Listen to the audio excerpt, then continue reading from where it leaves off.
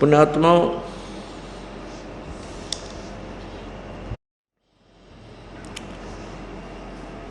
ये दास बहुत ही ज़्यादा श्रद्धालु था और कोई भी परमात्मा के विषय में जैसी भी सोच हमें बताता था बहुत गदगद हो जाते थे, क्योंकि परमात्मा के नाम से खुशी हुआ करती थी। कथा थोड़ी याद रहती थी, भगवान का जो महिमा वैसे कुदरती जो पिछले संस्कार थे उनसे वैसे गदगद आत्मा होकर आंखों में आंसू आने लग जाती थी। इतनी श्रद्धा थी भगवान में। लेकिन हम तत्व ज्ञान से अपरिचित होने के कारण कोई भी हमें जैसी भी कोई कथा सुना देता था, हम उसी के ऊपर गदगद हो जाते थे और सत्य मान लेते थे। अब इस दास के ये अनुयायी बच्चे, इनके ऊपर भयंकर दुख आते थे, भयंकर रोगों से पीड़ित थे। ऑल इंडिया इंस्टीट्यूट से भी वो जवाब प्राप्त करके घर पे तड़फ रहे थे। वो यहाँ आकर के परमेश्वर कबीर जी की कृपा से स्वस्थ हो गए और वो फिर जगह जगह जा कर के अपने मित्रों से, भाइयों से, बहनों से, अपनी सहेलियों से, वो बहन बेटियां भाई अपने रिश्तेदारों से जाकर कहते कि हम वहाँ जाने से ऐसे स्वस्थ हो गए, हमारा ऐसा बच्चा मृत्यु सैया पर था।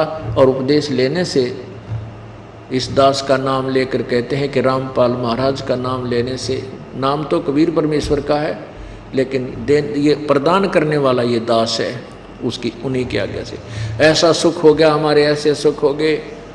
तो वो जो व्यक्ति परमात्मा जिन्होंने उस नकली पावर हाउस तक कनेक्शन ले रखा है, नकली गुरुओं से उपदेश ले रखा है, वो कहते हैं हमारा तो ना होता, तुम झूठ बोलते फिरो, नरी झूठ बोलो तुम। अरे तेरा गजब हुई हो, अब तुम्हारा कनेक्शन ठीक नहीं है, आपका पंखा नहीं चलता, हम कह रहे हमारा चलन लग रहा के देख ले, तो कम से कम नोता देख लो, इनका सचमुच चल रहा है तो कोई गड़बड़ है तुम्हारे यहाँ। यानी आप उस दुख से उतने ही दुख से दुखी हो और उसका दूसरे का जो यहाँ परमात्मा के चरणों में आ गया कबीर परमेश्वर के में, वो सुखी हो गए। तो इससे सिद्ध है कि जिस पावर से जहाँ से तुमने कनेक्शन ले रखा है वह पावर को ना उसमें बिजली है नहीं, बिजली आ गई तो पंखा चलेगा। दूसरा ये हो सकता है कि आपका पंखा डिफेक्टिव हो सकता है। पुण्यात्माओं, जैसे यहाँ आप आते हो, उपदेश ले लिया और सच्चे तन मन धन है, सच्ची लगन से मर्यादा में रहते हो, भक्ति कीजिए, आपको सर्व सुख प्राप्त होंगे। लेकिन हम ऐसे समाज से आते हैं, आप यहाँ से जाते हो, उपदेश ले गए, आपको नियम मर्यादा बता दी गई, आप यहाँ तो स्वीकार कर लेते हो, लेकिन जब समाज में प्रवेश करते हो, कहीं रिश्तेदारी में जाते हो, पड़ोस में कहीं कोई ऐसी व्यवस्था होती है, तो वहाँ आपके वो नियम खंडित हो जाते हैं। आप लोक लाज में आकर, किसी की दाब में आकर, दबाव मान करके अपनी मर्यादा को और तपाक से भंग कर देते हो। ये सोचते हो कि फर्क पड़े, अरे भले पुरुषो, हम कोई पागल नहीं जो आपको बताते हैं अगर भगवान से लाभ लेना है ये नियम मत तोड़ना। ये तो लक्ष्मण जैसी रेखा समझ लेना। जैसे भगवान श्री राम को वनवास हुआ था, लक्ष्मण और सीता जी भी साथ गए थे, वहाँ एक कुटिया डाली पंचवटी पर, सीता ने वहाँ एक बगीचा बो दिया, बगीचा लगाया, उसमें सुंदर सुंदर फूल खिले हुए थे।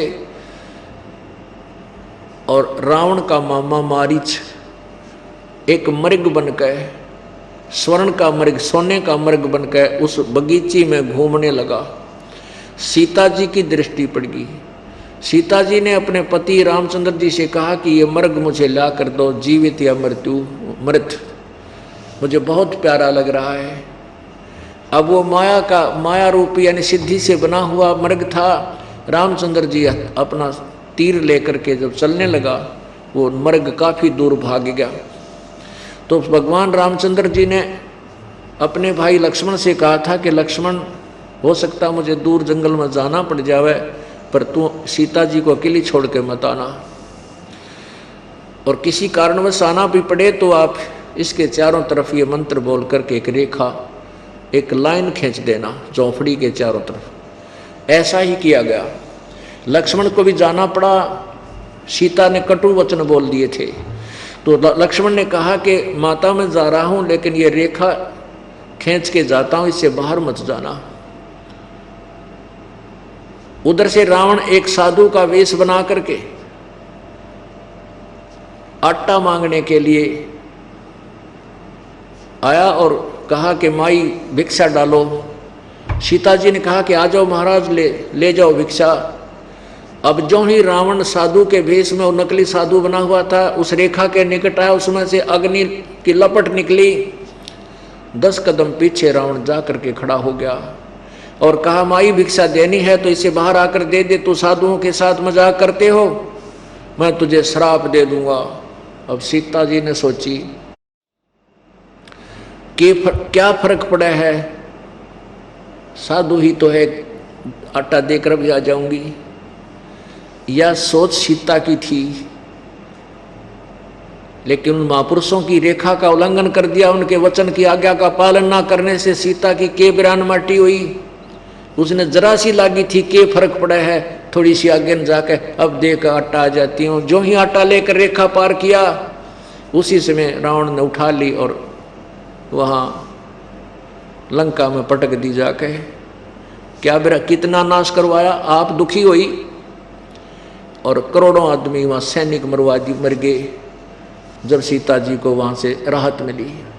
एक जरा सी गलती में और कितनी मुसीबत मोल ले ली। पुण्यात्माओं ये समझ लेना, ये जो नियम है कबीर परमेश्वर ने बताए, वो कोई बालक नहीं थे।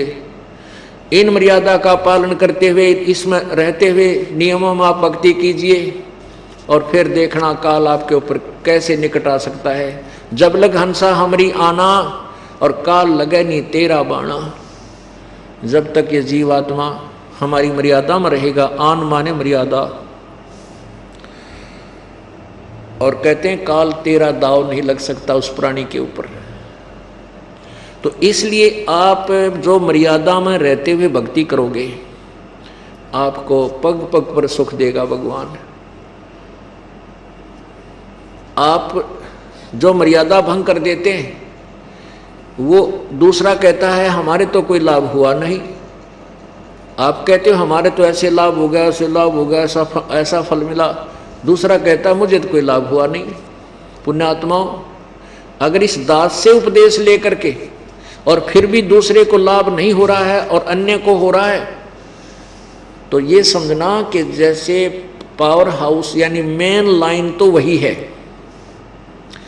जिस डोरी से कनेक्शन लेकर के एक घर के तो पंखे चल रहे हैं और आपका पंखा चल नहीं रहा, उसी डोरी से आपने ले रखा है कनेक्शन, तो आपका पंखा डिफेक्टिव है या आपका कनेक्शन लूज है, वो कनेक्शन कटा हुआ है, इसलिए पावर नहीं पहुंच रही। 2 कारण होते हैं। तो पुण्यात्माओं, यदि आपका नामखंड हो गया तो पावन कनेक्शन कट गया ऑटोमेटिकली, जिस दिन आपने नियम भंग कर दिया, तो परमात्मा की पावर आपके घर जाकर काम नहीं करेगी। और जो कनेक्शन ठीक रखेंगे, नियम भंग नहीं करेंगे, आप चंद दिनों में दिखा दूंगा, नो इतने सुख देगा आपके मुंह का थूक सूख जाएगा। दूसरों को बताते बताते हमारे ये सुख कर दिया, हमारे ये सुख कर दिया, हम इतने दुखी थे। जो भक्त 25-25 वर्ष अन्य संतों और पंथों में जाकर के अपना जीवन बर्बाद कर चुके हैं, या 25 महीने में उसको उससे 80 गुणे लाभ आपको मिल जाएंगे।